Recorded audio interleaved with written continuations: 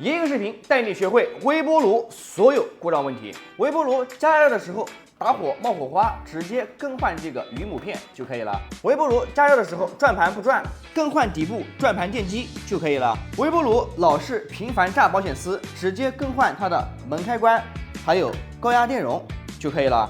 微波炉不能通电，我们首先检查一下高压保险丝有没有断裂，如果没有的话，直接更换主板就可以了。微波炉加热慢不加热，噪音大，我们直接更换磁控管、高压二极管就可以了。微波炉加热几分钟就自动断开了，我们直接更换这个风扇电机就可以了。